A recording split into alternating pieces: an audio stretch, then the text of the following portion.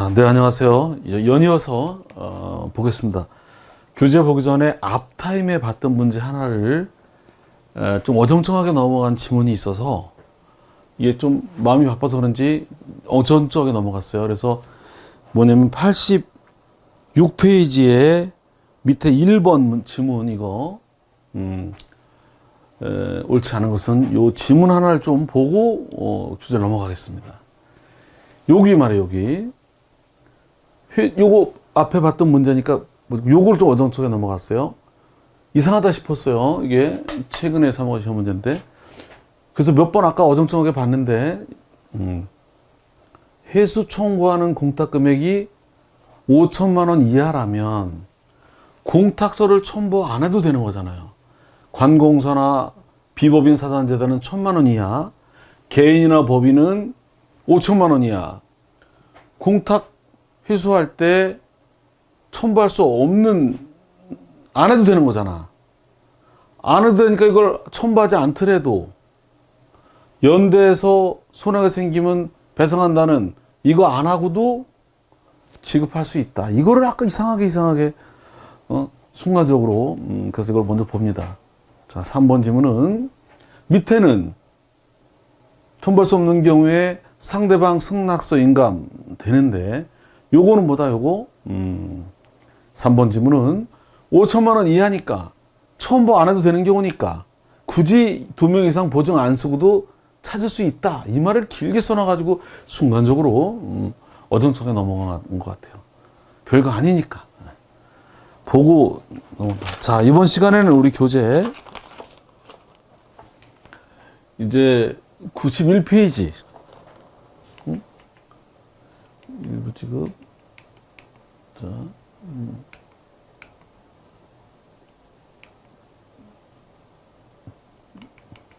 보겠습니다.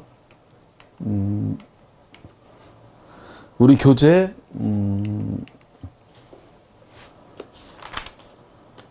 자, 관할공탁서 1번, 2번.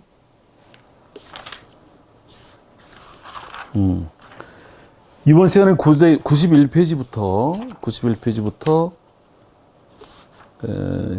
121페이지까지 요 앞 시간처럼 문제 양이 좀 아까 1시간 좀 넘게 나갔듯이 비슷하게 나갈 예정입니다. 서두르지 않고. 근데 파워포인트가 라부터 가나다라. 여기 우리 교재로 보면 91페이지. 그래서 91, 92, 93은 책을 보면서 나가겠습니다. 파워포인트가 금방 전에 좀 이거 앞에 거를 하면서 약간 지워진 것 같아요, 앞에가. 그래서 90 여기 그렇지.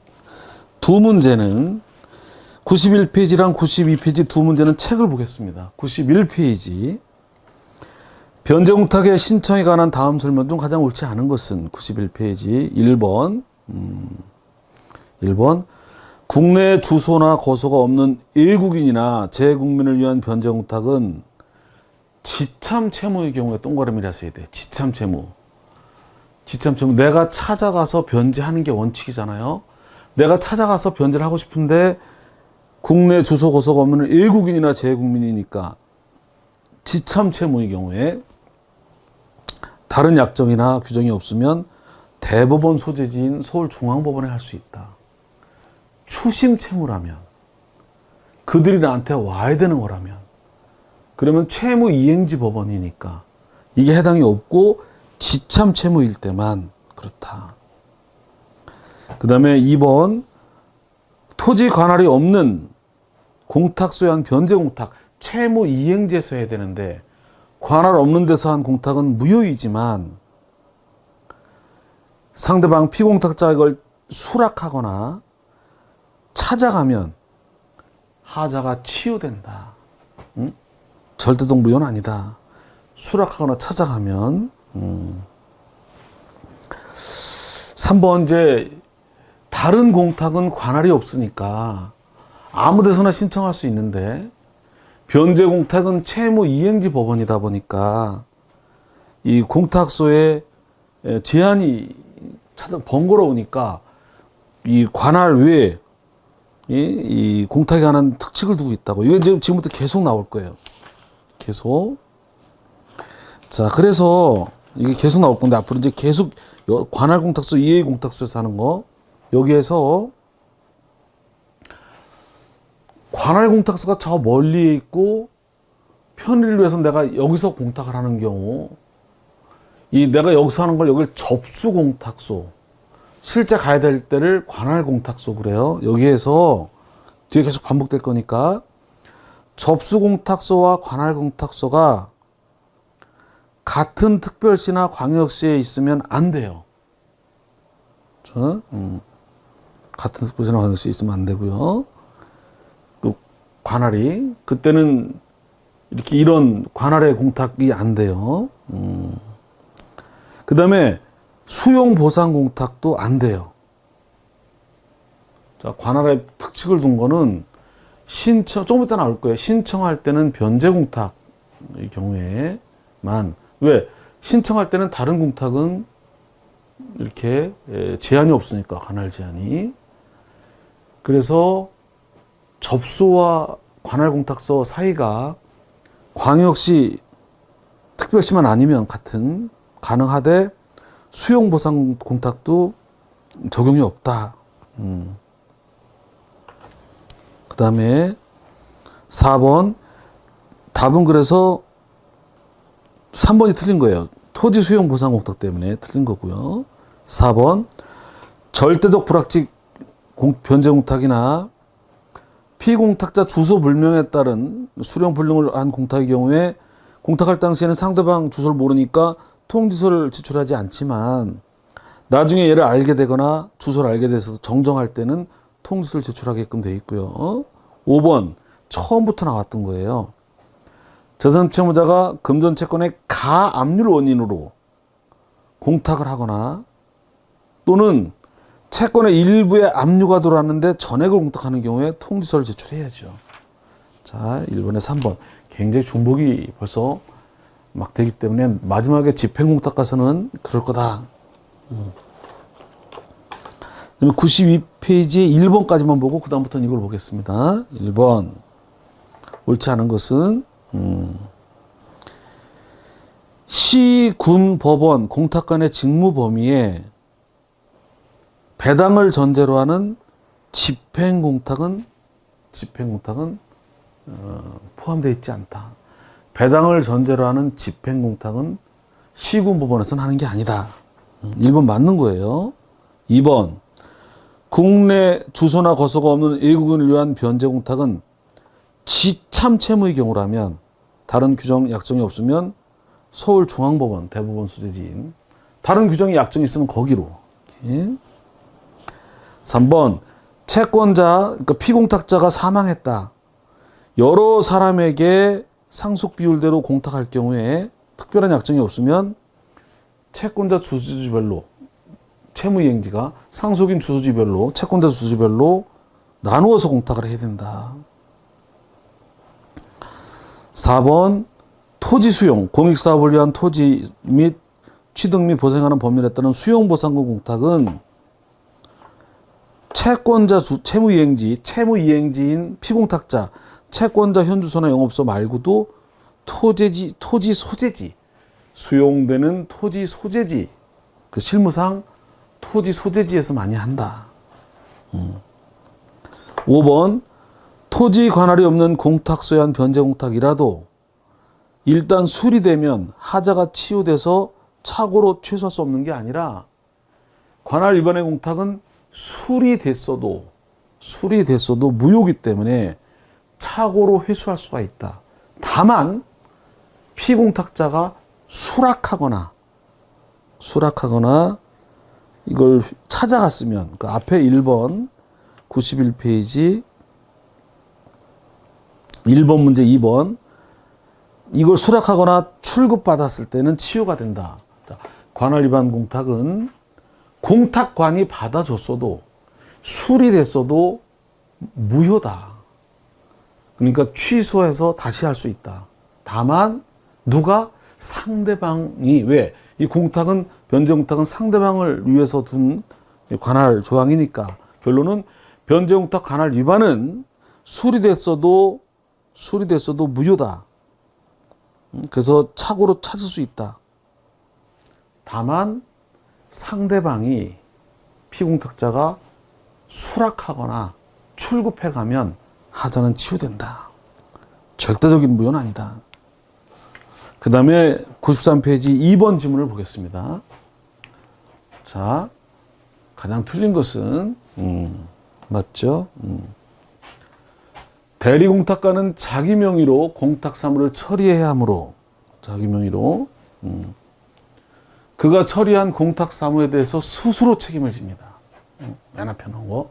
대리공탁가는 자기 이름으로 그래서 자기가 직접 공탁관으로서 직접 책임을 집니다. 자, 공탁관은 제출된 공탁서, 첨부서면 자체로 보아서 공탁 근거법령의 요건을 갖추지 못해서 무효라고 판단되는 경우에는 불수리해야 되죠. 제출된 서면 내에서 유무효를 판단할 수는 있다. 해방 공탁금 회수권에 대한 압류 추심이 경합되어 있으면 공탁가는 사유신고를 해서 나눠줘야 되는데 이거를 사유신고 안 하고 이 추신권자한테 출급한 추신권자, 청구한 추신권자한테 내줬다면 공탁관이 과실이 인정이 된다. 손해배상 사유가 될 수 있다. 해방 공탁금 회수권에 압류 추심이 경합됐으면 공탁관은 경합이 되면 사유신고가 의무다, 의무. 개인은 경합이 돼도 공탁 요청이 오기 전에는, 이거 집행공탁이 미리 나옵니다. 이렇게 경합이 되면 개인은 공탁을 할 수도 있고 공탁 안 하고 추신권자한테 줘도 돼요. 면책돼. 그러면 이걸 찾아간 추신권자가 공탁 의무가 생겨요. 근데 공탁과는 경합이 되면 무조건 사유신고가 의무다. 시험이 많이 나온다. 줘버리면 과실, 손해배상 책임 사유가 될 수 있다. 관할 위반의 변제공탁은 무효인데 피공탁자가 수락한 경우에도 회수할 수 있다가 아니라 얘가 수락하면 하자가 치유된다. 치유된다. 자, 그 다음에 지금부터 이제 이 관할 외 공탁 사건 문제가 굉장히 시험 문제가 많이 나오는 편이에요. 비중이 커요. 자, 문제가 계속 중복입니다. 접수 관할이 지방법원 또는 지원인 경우에 적용된다. 무슨 소리냐면 1번은 시, 군 법원에서는 해당이 없다. 그런 거예요.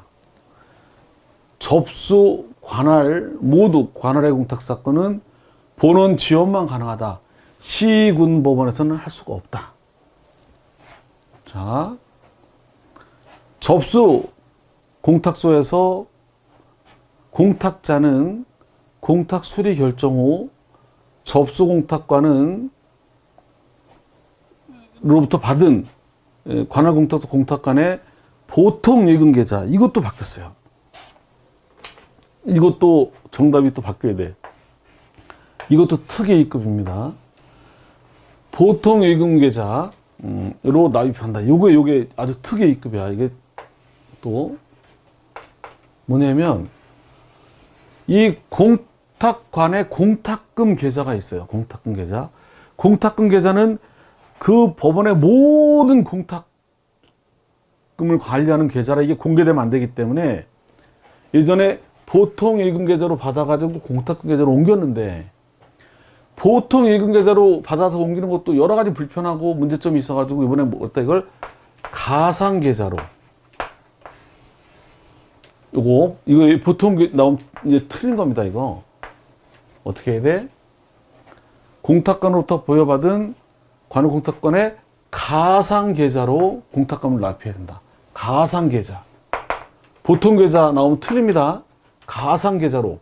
그래서 전부 가상 계좌로 바뀌었기 때문에 이것도 가상 계좌로 이번에 바뀌었다. 정답이 우리 교재 5번으로 되어 있지만 2번도 정답이다. 2번. 잘못된 거다. 이거는. 접수 관할이 같은 광역시 특별시 때는 적용하지 않아요.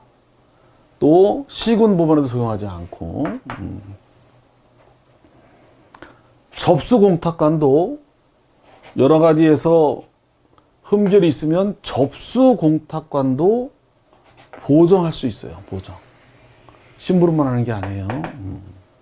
자, 공탁 지급 청구의 경우에는 공탁의 종류를 불문하고 공탁을 청구하는 거랑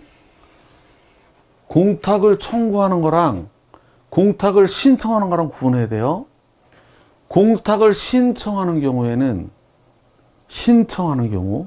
공탁을 신청하는 거고 접수 관할 이렇게 공탁을 신청하는 경우에는 변제 공탁만 적용해야 돼요. 변제 공탁. 왜? 다른 공탁은 관할이 없으니까. 근데 찾는 거는 변제 공탁이든 담보 공탁이든 집행 공탁이든 권리 가야 되는 거 아니에요. 할 때는 다른 건 아무데나 해도 되는데 변제 공탁만 권리 가야 되니까 신청할 때는 변제 공탁만, 청구할 때는 종류를 불문하고 모든 공탁 이거 빼고, 이건 빼고, 유가증권 물품 이거 빼고, 유가증권이나 물품은 그 있는 대로 가야지. 이걸 어떻게 들고 다니고 그럴 거예요? 금전의 경우에만. 그래서 이 3번 우리 1번의 정답이 이제 5번이 정답으로 돼 있어요. 5번. 요거 물품은 제외다. 제외.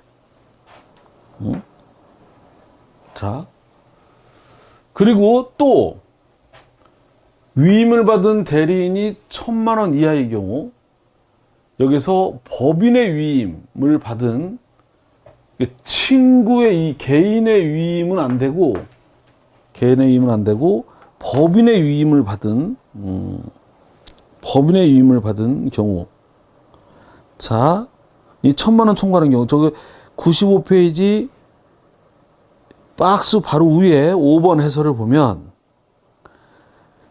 이 공탁 신청할 때는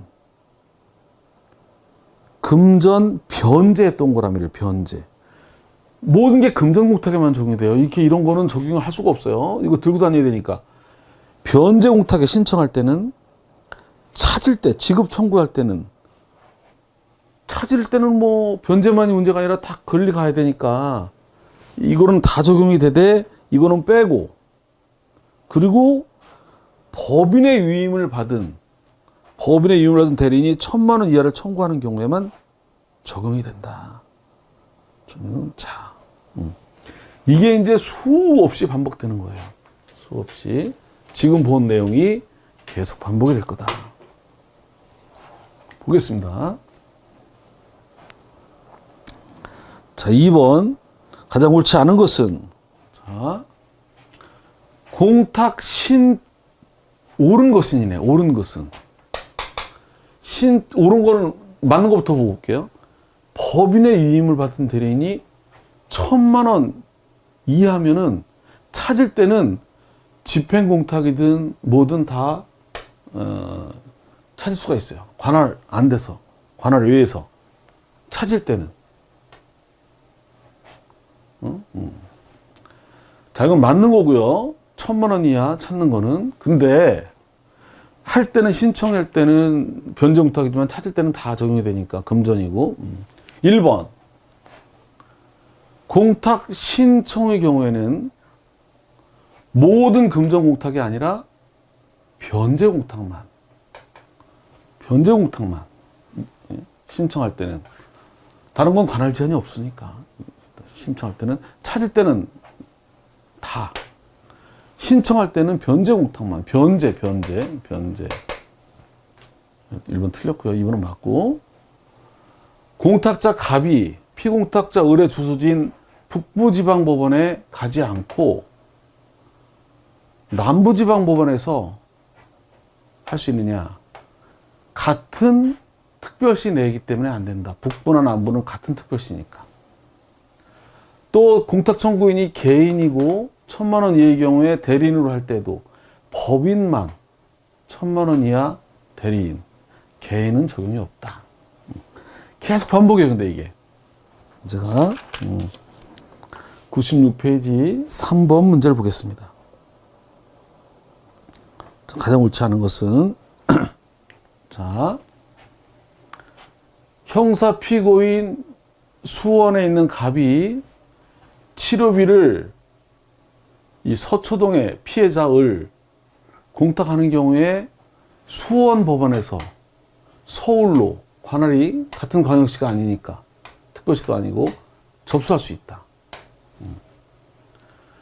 피해자가 이거를 받은 후 직장 관계로 수원으로 이사 가게 되는 경우 수원 법원에서 공탁금을 찾을 수 있다.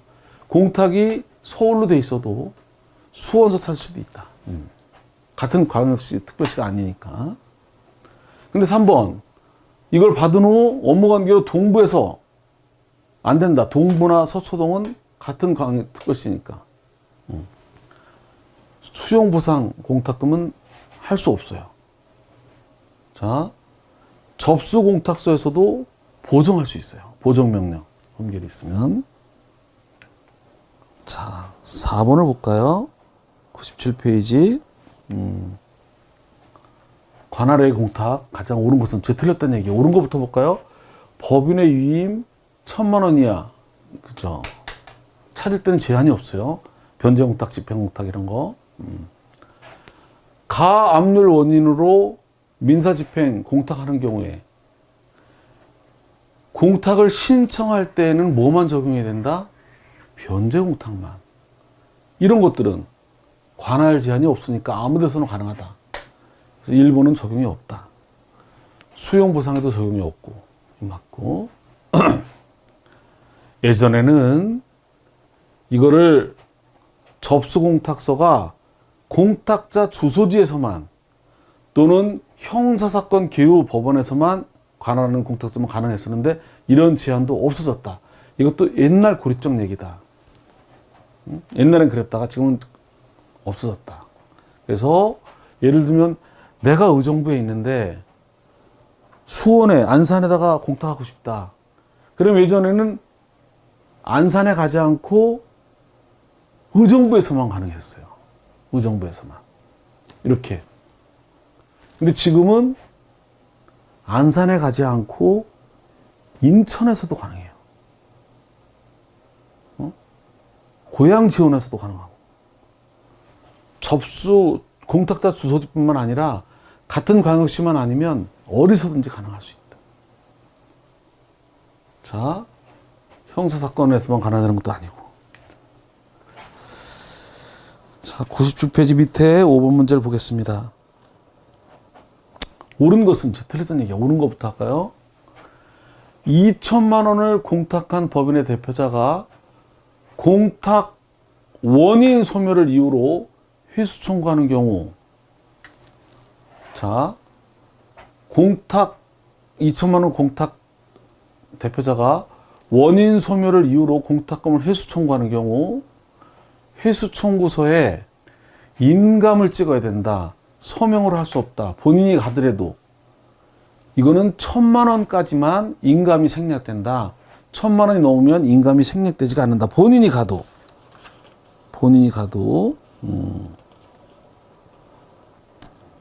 자,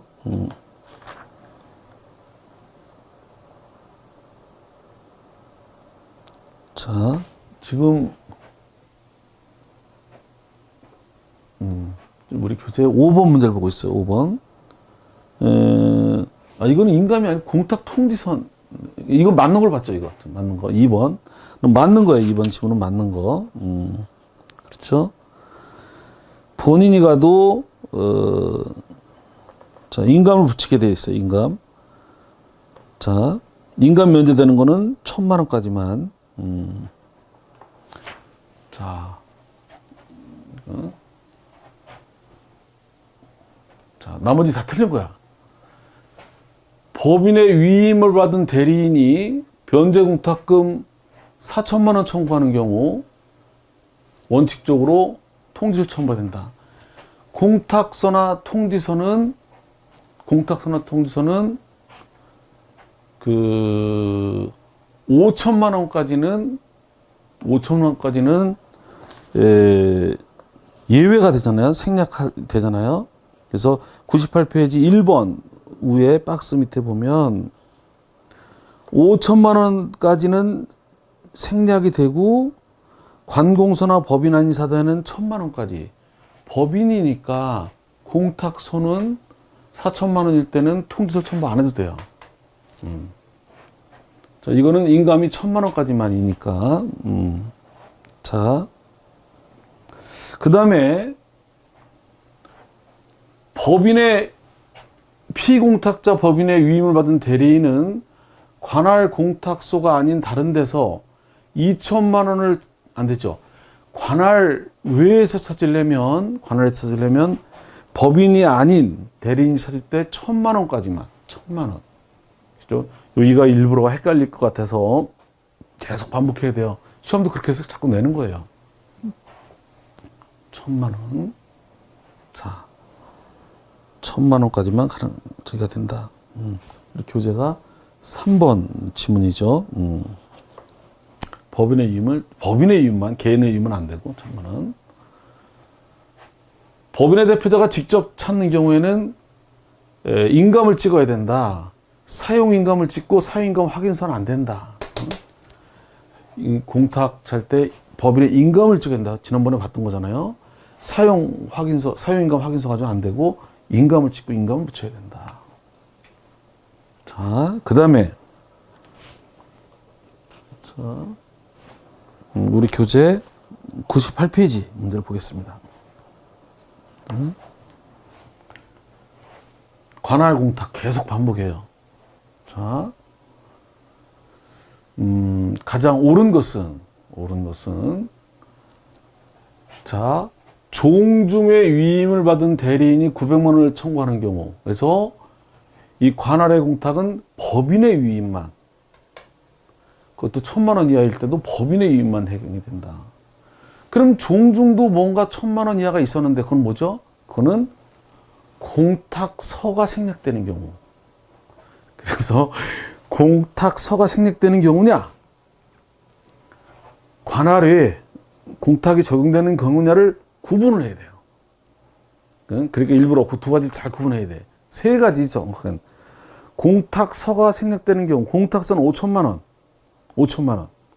그리고 공탁서는 통지서나 이런 거 5천만 원이고, 관공서나 비법인 사단재단은 1,000만 원 이하 생략. 인감은 본인이 찾을 때 1,000만 원. 그리고 관할의 공탁은 그 법인의 위임을 받은 사람 1,000만 원. 이건 지금 관할의 공탁이니까 법인만 이렇게. 자, 그 다음에 자, 이 또 하나 알아둘게. 우리 교재 이걸 보면 이게 97페이지를 봐볼게요.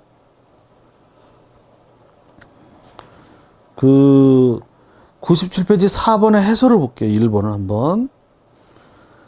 공탁 신청할 때는 변제 공탁만 적용되고 찾을 때는 모두 적용이 되는데, 그 뒤에 조항을 볼게요. 미리. 37조 3항과 법인의 위임을 받은 대리인 1,000만 원. 37조 3항이 뭐냐? 요게 인감이 생략되는 경우. 언제 인감이 생략됐죠?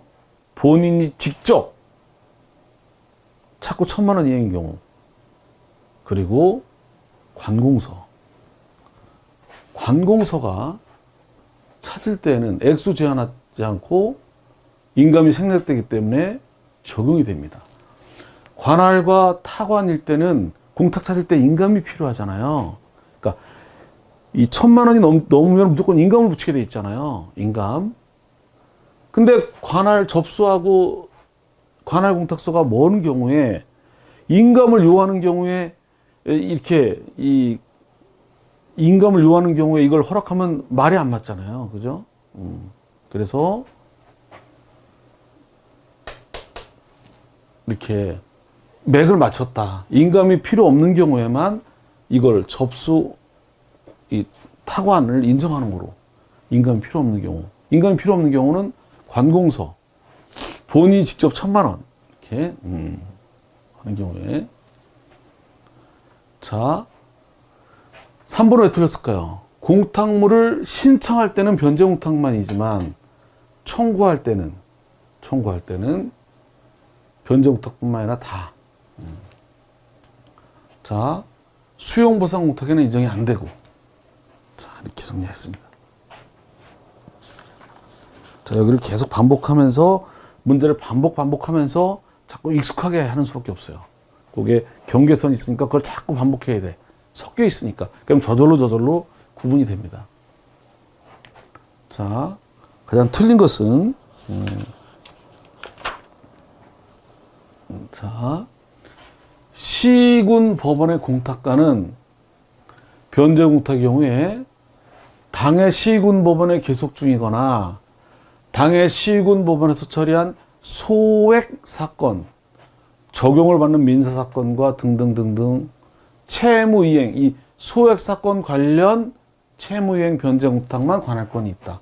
이거는 처음에 앞에서 소액 사건 관할할 때 참고로 시군법원은 소액 사건을 연결시켜라. 맞는 얘기예요. 피해자 을 서초동에 있는 친구를 폭행해서 상해를 입은 피고인 갑이 수원에 있는 친구가 이 치료비를 을을 피공탁조로 해서 중앙법원에 변제공탁을 했어. 이게 서초동에 있으니까. 을이 업무관계로 북부 온 자리에서 찾을 수 있느냐? 안 된다. 왜? 같은 특별시니까. 가능하다가 잘못된 거다. 담보부동산의 제3취득자는 이해관계인으로서 채무자 의사에 반해서도 변제공탁을 할 수가 있다. 변제공탁 좀 이따 나올 거예요. 앞에서 조금 나왔었죠. 변제공탁은 피공탁자에게 공탁 통지서를 보내야 되는데 이게 발송이 안 될 경우에 집행관 송달이나 공시송달 같이 소송의 방법으로 이런 발송, 이런 게 인정되지 않는다. 다시 한번 공탁 통지서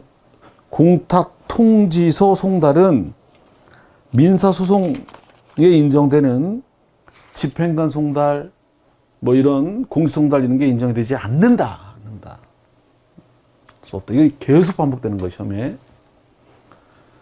공탁서는 지급이 완료되지 않았다면 천재지변 등 긴급 상황에서 서류 보존을 위해 필요한 경우가 아니라면 공탁서 밖으로 옮기지 못한다. 맞는 지문들이에요. 자, 100페이지 8번 문제를 보겠습니다. 관할, 계속 관할 문제죠. 관할 문제가 2개가 더 남았어요. 2개가 더. 보겠습니다. 자, 가장 틀린 것은,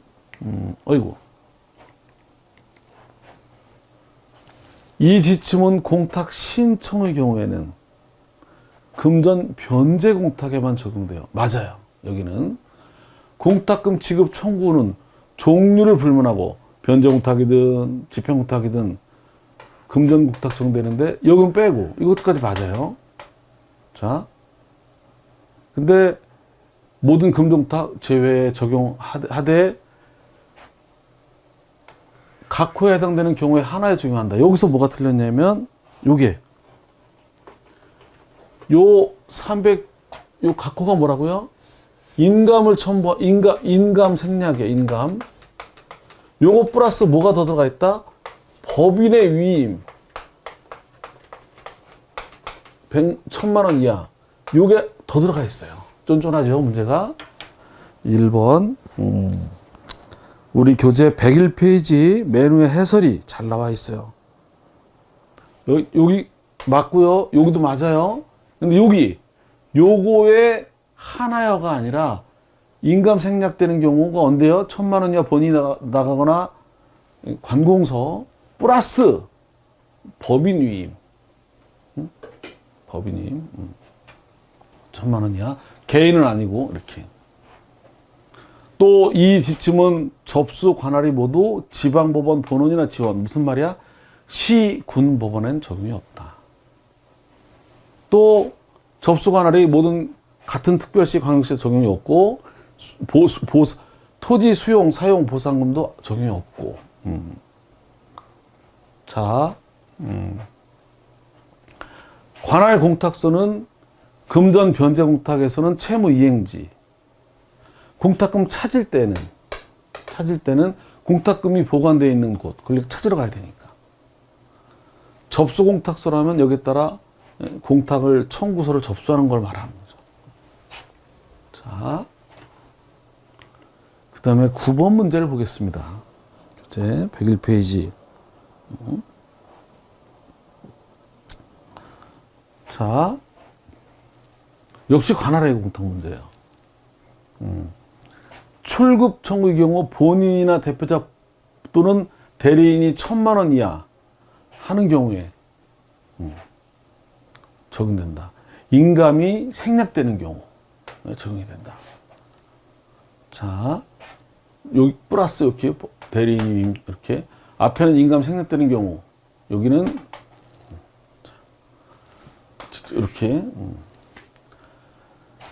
공탁 흠결이 있을 때 보정명령은 관할 공탁서 공탁관이 하여함으로 이게 틀렸어요. 접수 공탁관도 할 수 있어요. 2번이 틀렸어요. 접수 관할이 같은 특별시 안 되고요. 수용 사용도 적용이 없고요. 맞아요. 관할 공탁서 위에 공탁금을 지급 청구한 때는 접수 공탁서 공탁 보관에서 먼저 접수 공탁 보관에서 뭘 해다? 이자, 원천 징수 필요한 사항을 등록해야 된다. 그건 접수로 해야지. 거기까지 갈 수 없으니까. 그 다음에 이제 102페이지 공탁 통지서. 이 통지서에 관한 문제가 또 이제 한 서너 문제가 있고요. 그다음에 변제 공탁 내용에 관해서 이제 보면 되겠습니다. 자, 옳지 않은 것은 공탁관은 통지서가 반송된 경우에 거기 전화번호가 있다면 전화로 안내줘야 된다. 돼 있고요. 전자로 시스템으로 공탁한 경우에는 전자 시스템에서 공탁 통지서를 출력해서 종이로 이렇게 신청한 거라면 종이로 신청할 때 통지서를 같이 제출하니까 이걸 보내는데 전자로 한 건 거기서 출력해서 보내다 이게 반송이 되면 이를 폐기할 수 있도록 나중에 필요하면 또 출력하면 되니까. 어차피 전자로만 관리하는 건데 종이가 나와서 이걸 또 보관하면 또 골치 아프니까 폐기하고 또 필요하면 또 출력하면 되니까. 공탁 통지서, 통지는 유효 공탁의 유효 요건이 아니므로 공탁 통지서를 피공탁 주소로 발송한 이상 다시 한번 여하튼 출력해서 발송한 경우 반송된 경우에 폐지할 수 있는 조항이 있고요. 공탁 통지는 유효 요건이 아니다. 공탁 수락해서 납입한 이상 공탁이 성립된 거고 통지가 안 되더라도 이게 반송되더라도 변제된 거다. 채무 소멸이다. 공탁 통지가 공탁의 유효 요건은 아니다.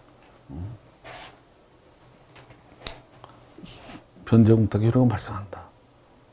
통지 못 받았더라도 공탁 수락돼서 납입한 이상. 공탁 통지서 발송은 5편을 보내고 만다. 5편. 이거로 끝이다. 이 밑에 집행관, 송달 이런 거는 인정되지 않는다. 반복해요. 자, 그 다음에 103페이지. 옳지 않은 것은 채무자 사망으로 수인의 상속인에게 상속 비율대로 변제하는 경우에 주소지가 다르다면 특약이 없는 한 각 주소지에 따로따로 공탁해야 된다.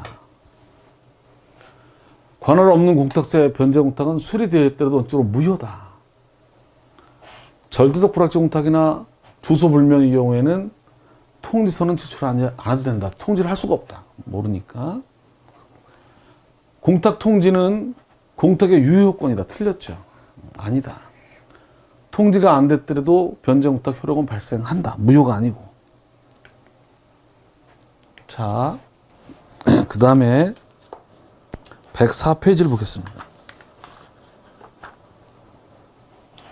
자, 가장 틀린 것은 공탁가는 공탁물 보관자로부터 납입 결과 전송이나 공탁 물품 납입 통지서를 받은 때에는 피공탁자에게 이제 공탁 통지서를 발송합니다.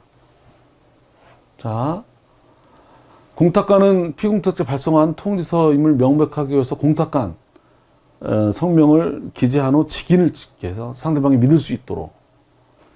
공탁관은 공탁 통지서를 발송하기 위한 봉투 발신인 날에 공탁소 명칭과 소재지 공탁관 성명을 적어야 되고요. 4번이 왜 틀렸죠? 반송된 통지서를 피공탁자 본인이 찾으러 왔을 때는 신분증만 확인하면 되지 인감은 필요 없다. 본인이 아니라 대리인이 왔을 때는 본인의 인감, 위임장에 본인의 인감을 받았는지를 확인하지만 본인이 오면 인감은 필요 없다. 자, 이거는 뭘 받으러 온 거야? 그냥 공탁 통지서만 받으러 온 거니까 찾으러 온 게 아니고 공탁금을 출급 회수하는 게 아니라 통지서만 받으러 오는 거니까 본인이 오면 신분증만 확인하면 된다. 인감은 필요 없고 대리인이 올 때는 적법한 위임인지 확인하려고 위임장에 인감이 붙어 있어야 되고. 자, 그 다음에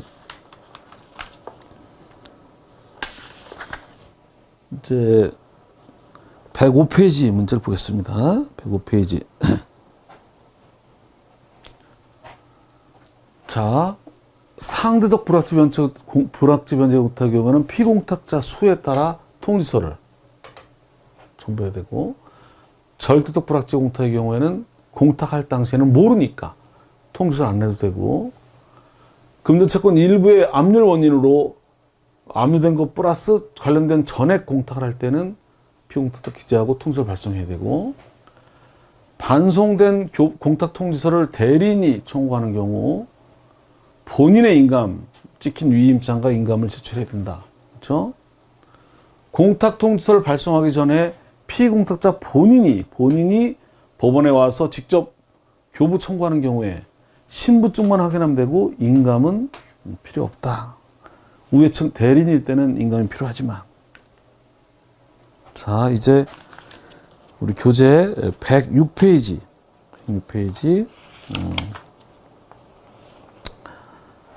변제공탁의 요건을 봅니다.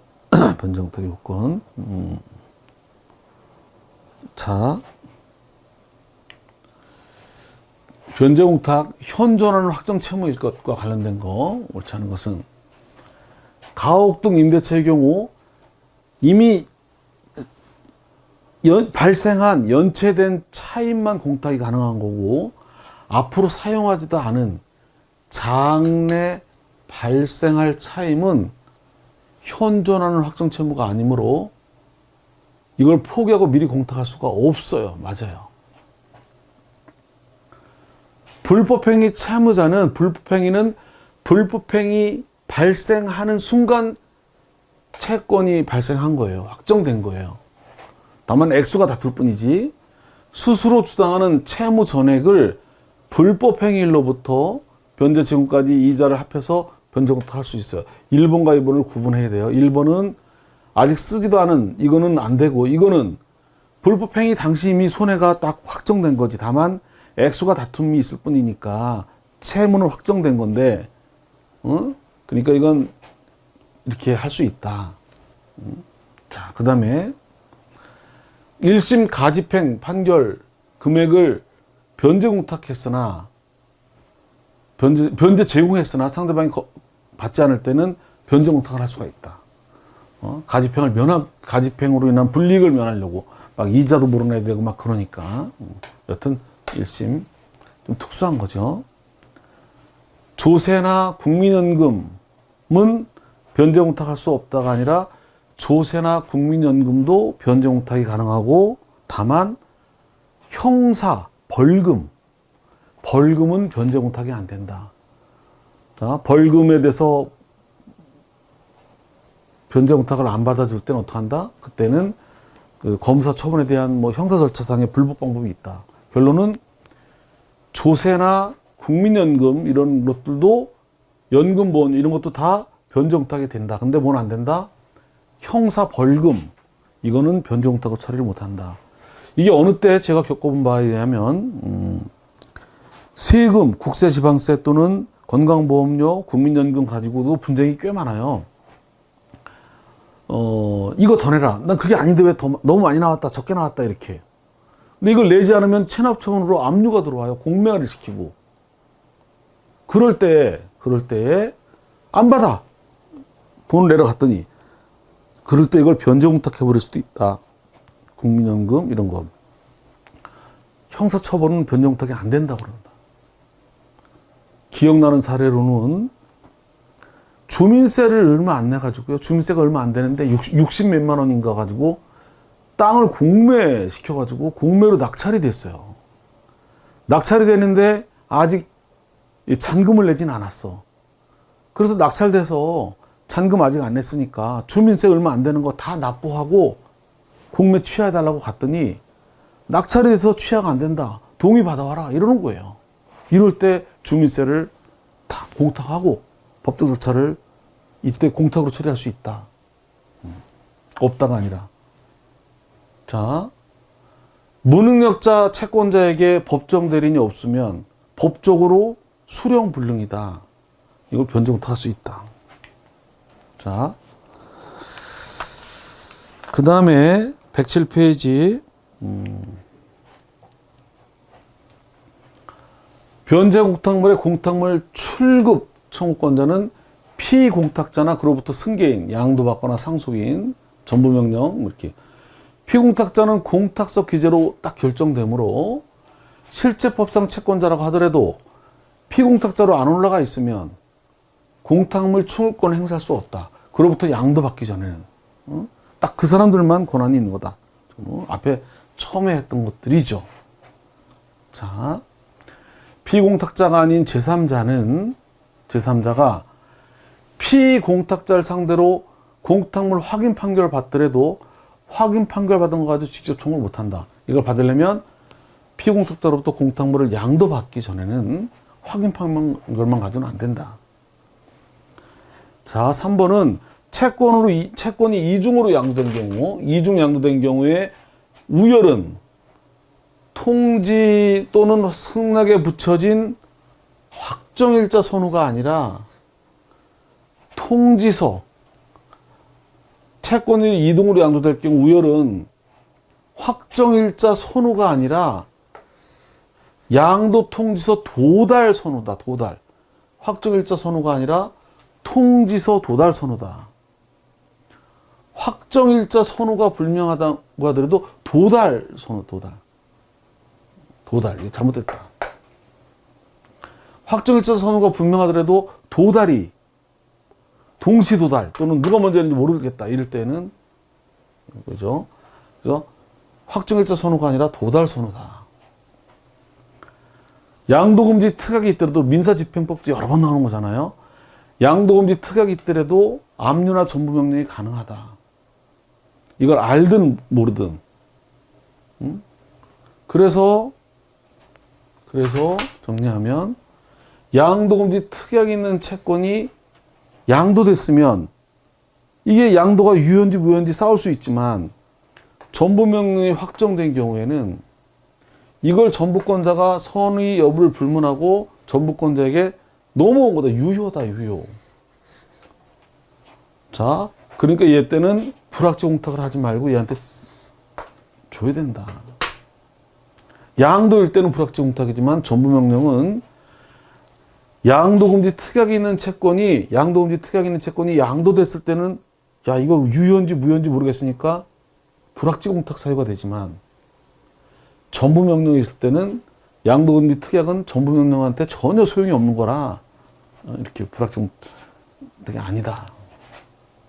자, 상대적 불확지 변제공탁이 있을 때는 그때는 누구한테 받아야 된다? 피공탁자한테 뭘 받아야지 공탁자한테 받는 거. 공탁자를 상대로 국가를 상대로 재판 이런 거 필요 없다. 안 된다. 응? 절대적 불확지 공탁이라면 공탁자, 상적 불확지 공탁이면 피공탁자 승낙서다. 안 된다. 판결도. 자, 구체적인 사례 108페이지입니다. 108페이지. 자,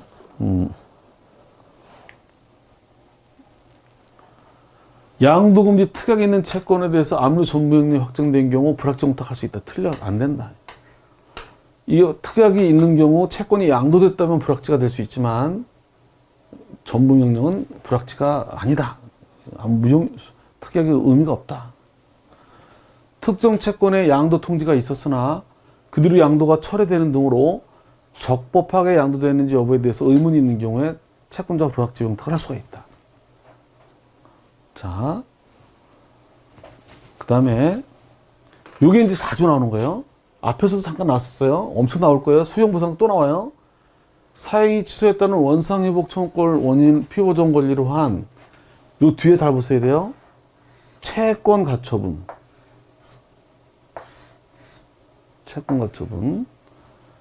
보상금 가처분이죠. 이게 이제 부동산 가처분도 있고 이것도 있고 그래요.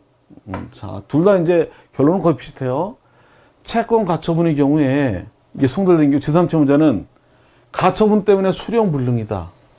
해서 가처분 채무자 얘한테 주고 싶지만 가처분 채권 때문에 수령불능이라 변제공탁을 해야 됩니다. 이거를 가처분 채무자 또는 가처분권자를 원인으로 불확지 공탁을 못한다. 맞는 얘기예요. 왜냐하면 사행위 가처분은 가처분권자가 내 거라고 얘기하는 게 아니에요. 이거 얘가 빼돌린 거니까 전리 돌릴 거니까 너 찾아가지 마라. 그래서 얘가 금지만 시키는 거지 채권자가 내 거라고 귀속을 다투는 게 아니기 때문에 가처분 쓰니까 돈도 못 주고 그래서 이게 중요합니다. 이렇게. 자,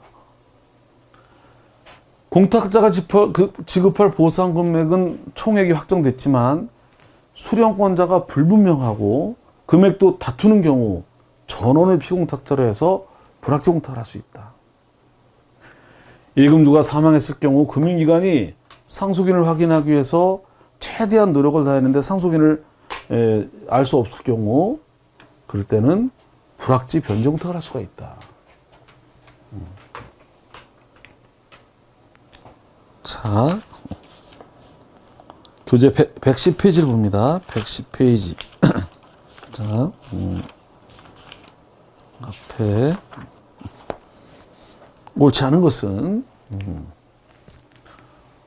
자, 우리 공탁 제도상 피공탁자, 채권자, 돈 받을 사람 특정되거나 적어도 상대적으로나마 특정되는 상대적 불확지 공탁만이 허용되어 있는 게 원칙이고 채권자, 피공탁자가 누군지 전혀 알 수 없는 절대적 불확지는 원칙적으로 허용되지 않는다. 특별 규정이 있기 전에는 그 특별 규정이 수용보상금의 경우에 있다. 당사자의 양도금지 특약이 있는 채권이라도 전부명령에 따라 이전된다.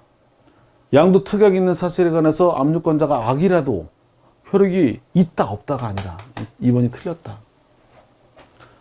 양도금지 특약에 반해서 양도가 이루어진 경우에 양수인이 이걸 알았거나 중대한 과실로 알지 못하였던 경우에는 효력이 없다.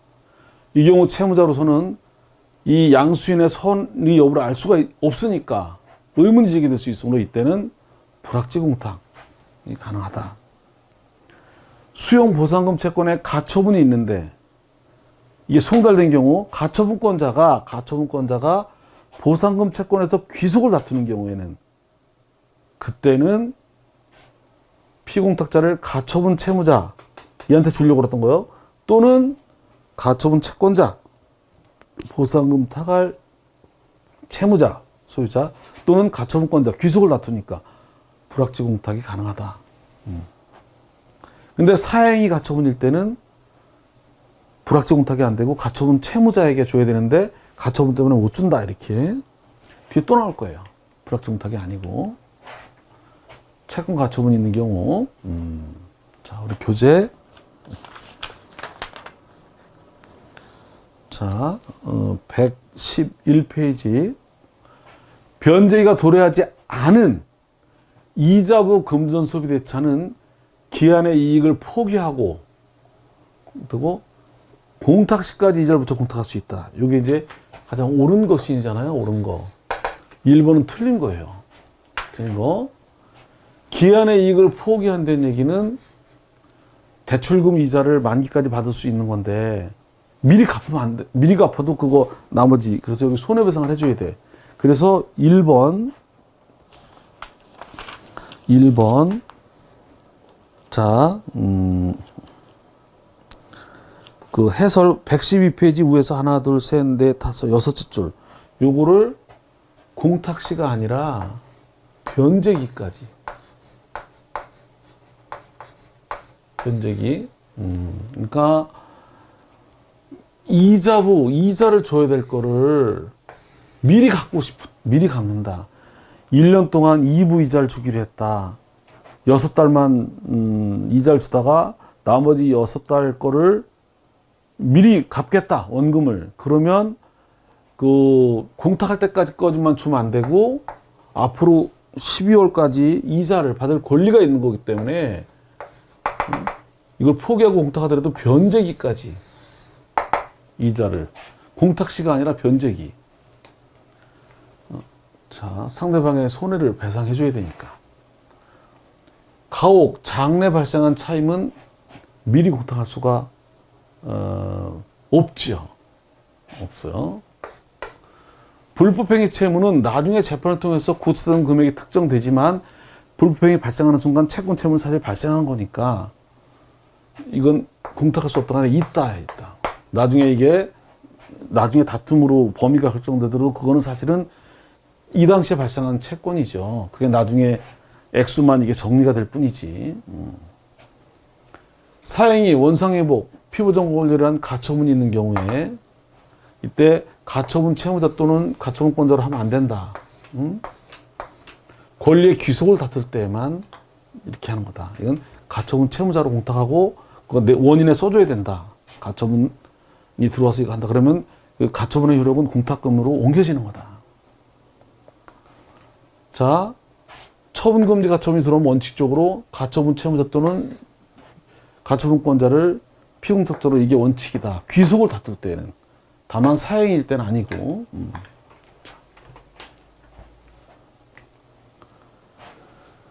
자, 그 다음에 112페이지. 자, 지금부터는 이제 또 반대급부. 지금 끝까지 121페이지까지 전부 이제 반대급부에 관한 문제들이에요. 자, 올바르게 나열한 것은 잘 보시면 채무 이행을 확보하기 위해서 어음을 발행한 경우에 그 채무를 변제 공탁하면서 채무 이행을 반대로 어음을 발행한 경우에 이 변제 공탁하면서 어음 반환을 반대급부 조건으로 가능하죠. 돈은 갚았는데 어음이 뱅뱅 돌아버리면 다른 사람이 또 어음금 청구 들어올 수가 있으니까 가능합니다. 전세권 등기 공탁하면서 전세권 말소하고 전세권 저기는 동시행이니까 이것도 유효하다. 건물 명도와 동시행 관계는 보증금의 임차 보증금 변제 공탁을 하면서 건물 명도와 동시행은 가능하지만 요게 명도했다는 확인서는 이거는 명도 후에나 확인서를 받는 거기 때문에 선이행을 요구하는 거다. 그래가지고 안 된다고 그러죠. 그냥 임차보증금 너 집주인이 세입자한테 보증금을 찾아가라고 변제공탁하면서 반대급부로 건물 명도까지 하면 괜찮은데 인도 확인서 시험에 나왔더니 확인서가 붙으면 안 된다. 확인서는 이사 간 다음에 해주는 거라 선이행이 돼버리니까 이거는 무효다. 자, 임차권 등기는 선이행이다. 선이행. 반대급부로 할 수가 없어요. 임차권 등기 명령에 따른 임차권 등기는 임대차 기간이 만료됐는데, 임대차 기간이 끝났는데 보증금 못 받을 때 주민등록을 빼가면은 세입자 보호가 안 되니까 임대차 끝난 다음에 나중에 등기한 거라 이거는 임차권 등기는 동시행이 아니라 임차 보증금을 먼저 변제해야 된다. 동시행이 아니다. 선이행이다. 보증금 반환이. 채무자가 채권을 변제한 때 채권자에게 증서 반환을 청구할 수 있어요. 근데 그리고 반대급부 조건으로 증서 반환을 하면 안 된다. 영수증 반환을 하면 몰라도 우리 교재 이렇게 114페이지 밑에 위에서 한 미음 가나다린 미음 채무자가 전부를 변제한 때 증서 반환을 청구할 수 있으나 영수증 교부는 동시행이지만 동시행이에요. 동시행이지만 채권 증서 반환은 동시이행은 아니다. 이거 하나만 풀면 그 뒤에 문제 전부 중복이죠, 뭐. 자, 114페이지 유효한 것은 이게 유효하다. 물품 이행 확보해서 어음 발행하였는데 어음 반환 이건 유효해. 나머지 보증금 공탁하면서 명도하겠다는 확인서 때문에 안 되고 또 알아둘 게 이거예요. 담보물권은 특약이 없으면 다 선이행이에요. 동시행 안 돼. 근저당권의 피담보 채무를 변제 공탁하면서 말소 이거 하면 안 돼. 특약이 없으면 이거는 안 돼. 이 담보는 선이행이야 다. 채무를 담보하려고 가등기한 것도 이것도 말소 반대급 안 돼. 자, 채무자가 근저당 채무를 변제 공탁하면서 경매 취하, 근저당 말소 이것도 안 돼. 먼저 갚아야 돼. 담보물권은 전부 선이행이다. 전세권은 동시행이지만 또 임차권 등기명령도 선이행이고. 자, 115페이지 2번 문제를 보겠습니다. 자, 전부 중복되는 거예요, 이제. 부당한 반대급부 조건 변제 공탁이라고 하더라도 반대 조건이 성취돼서 부당하게 조건을 붙였더라도 이게 이미 성취가 돼서 공탁물 찾는데 아무런 지장이 없으면 유효하다. 선례가 부당하게 이거 조건을 붙였는데 그게 성취돼서 전혀 지장이 없으면 유효하다.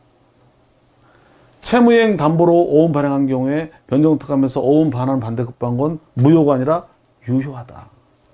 3번 채무자가 채권 전부를 변제한 때 증서 반환을 청구할 수 있으나 증서 반환을 반대급부로 하면 안 된다. 영수증 반환은 되지만 전세금 공탁하면서 말소 반대 이거는 동시행 반대급부로 가능하다. 근저당권 말소 선이행을 특약이 없는 한 이상 공탁 무효다. 그러니까 말소 의무를 반대급부 조건으로 한 거 안 된다. 선이행이다. 근저당 경매 취소와 근저당 말소를 선이행으로 요구도 안 된다. 동시행도 안 된다. 이거는 동시행도 안 돼. 선이행도 물론 안 되고.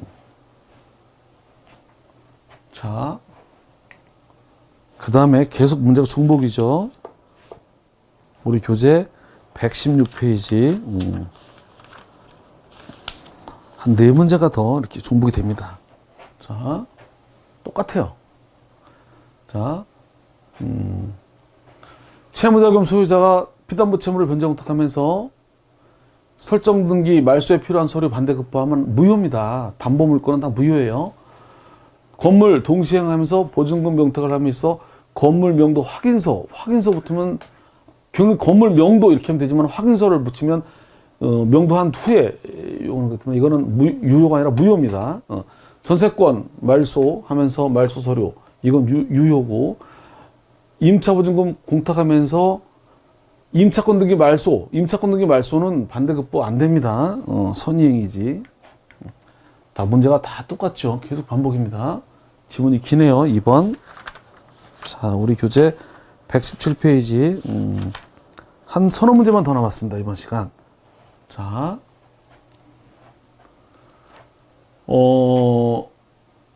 임차인이 보증금 반환 의무와 주택임대차보호법상 임차권 등기 말소 의무는 동시행 관계가 아니라고. 보증금 반환이 선이행이라고. 이게 틀렸다. 일부 틀렸어요. 자, 소유권 이해의 권리가 없는 깨끗한 부동산에 대하여 매매계약을 체결하고 계약금, 중도금 준 후 잔금 전에 부동산에 근저당이 또는 압류가 들어왔다면 특이가 없는 한 매수인의 잔금 의무와 매도인의 그 권리, 근저당 가압류, 말소 의무는 동시행 관계가 있으므로 매수인이 잔금을 변제공탁하면서 이 말소할 거를 반대급분을 한 거, 이건 유효하다. 이건 당연히 유효하다. 소유권 이전 등기에 필요한 서류를 교부하라는 반대급부 조건을 붙여서 변제공탁을 했어. 이걸 찾아가려면 이전 등기 서류를 내놔라. 공탁자가 별도로, 그러니까 피공탁자는 원고에게 이 A 땅에 대한 이전 등기 서류를 제공하고 찾아가라. 공탁한 다음에 얘가 제공 안 하니까. 그래서 이전 등기 소송을 제기한 거야. 이겼어. 그 이전 등기 판결 받았으니까 내가 등기할 수 있잖아요. 그렇더라도 이전 등기 판결만 나온 것만 가지고도 반대급부 이행된 게 아니다. 그럼 어떻게 이전 등기 판결 가지고 등기가 끝났다면 등기를 가져간 거로 처리해 준다. 자, 다시 한번 이전 등기 필요한 서류를 내놓고 돈을 찾아가라. 그렇게 해놓고 걔가 재판까지 걸어서 이전 등기 판결을 이겼더라도 그거로 등기까지 했어야지만 이행된 거로 본다. 걔가 공탁하지 않은 이상. 채무 이행 확보를 위하여 어음을 발행한 경우에 공탁하면서 어음 반환, 이거는 유효하다. 건물 명도 확인서를 첨부하면 이거는 선이행을 요구한 거라 효력이 없다. 자, 변제공탁은 선이행 조건한 것을 볼 수가 없으므로 변제 효력이 발생하지 않는다. 여기 그림이 좀 지워져서 변제 효력이 없다. 3번 보겠습니다. 119페이지 세 문제가 남았군요.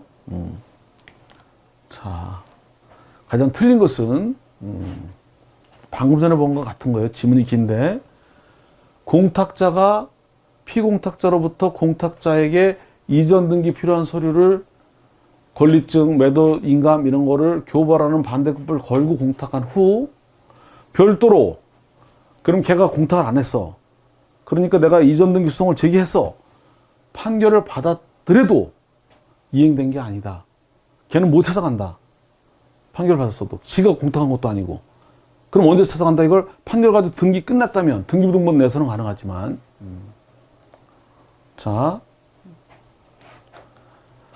반대급부 이행 조건으로 하는 변제공탁에서 공탁물을 찾을 때 반대 목적물인 어음을, 반대급부의 목적물인 약속어음을 공탁관에게 직접 교부해서 공탁금을 찾을 수는 없어.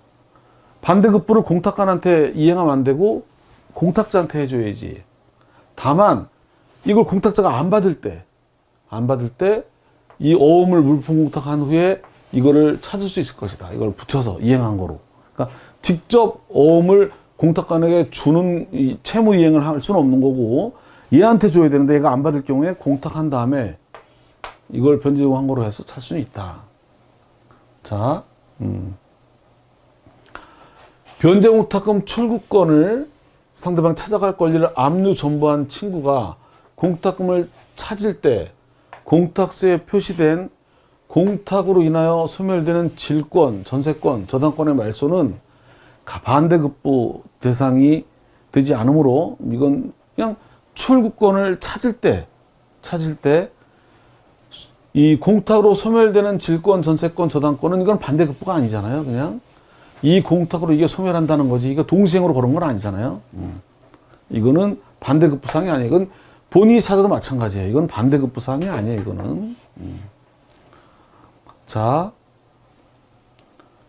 공탁물을 수령하려고 하는 사람이 공탁자에게, 공탁물 찾으려고 하는 사람이 공탁자에게 반대급부 이행을 제공했으나 수령 거절할 때는 이거를 변제공탁하고 이걸 공탁서를 첨부받아가지고 이 반대 증명서면으로 해서 찾을 수 있다. 이렇게.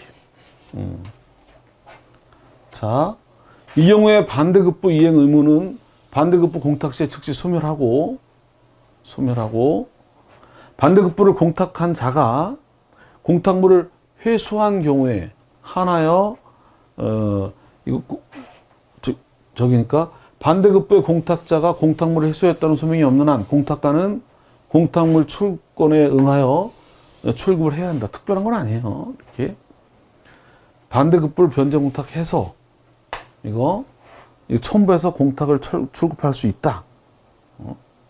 이때 반대 의무는 공탁하는 순간 다 이행한 거다. 자, 그래서 이거를 반대급부 한 다음에 그걸 찾아가지 않는 이상 그냥 출급한다. 이건 특별한 건 아니에요. 말을 길게 써놔가지고 그래요. 자,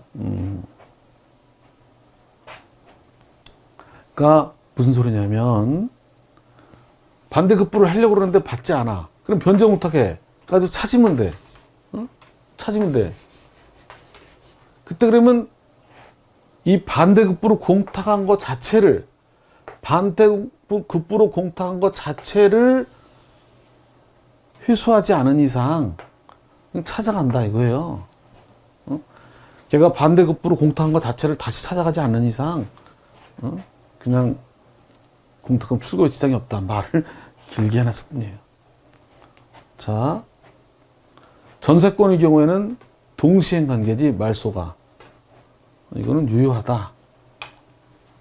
지문이 길었습니다. 네? 자, 그 다음에 두 문제만 더 남았습니다. 120페이지.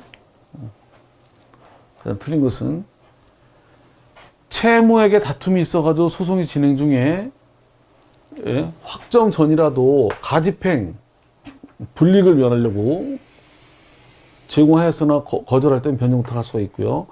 양도금지 특약이 있는 채권이라도 전부명령이 확정된 경우에는 불확지가 안 된다. 전부명령, 압류나 전부명령에는 양도금지 특약은 아무런 소용이 없다. 예금주가 사망한 경우 금융기관이 선량한 관리자로 찾아봤는데 모를 때는 불확지 공탁할 수 있다. 채권자 불확지. 영수증 교부 또는 채권증서 반대급부 한 것은 허용된다가 아니다. 영수증 교부는 될 수 있지만 반대급부는 채권증서 반환은 안 된다. 계속 반복되는 지문이죠. 자, 마지막 문제를 보고 좀 쉬었다 하겠습니다. 우리 교재 121페이지 진도를 많이 나갔습니다. 그보다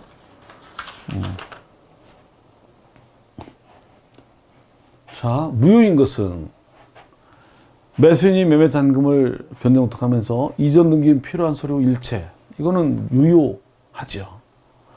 근저당 변제공탁하면서 말소서류 이건 안 됩니다. 전세권은 말소로 동시행이에요. 어음 발행한 경우에도 동시행이에요. 답은 2번.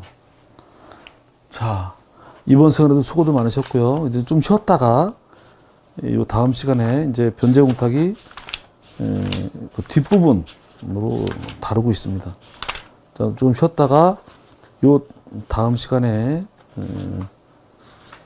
변제공탁을 다 정리하는 거로 이렇게 하겠습니다. 변제공탁을. 자, 좀 쉬었다 하겠습니다.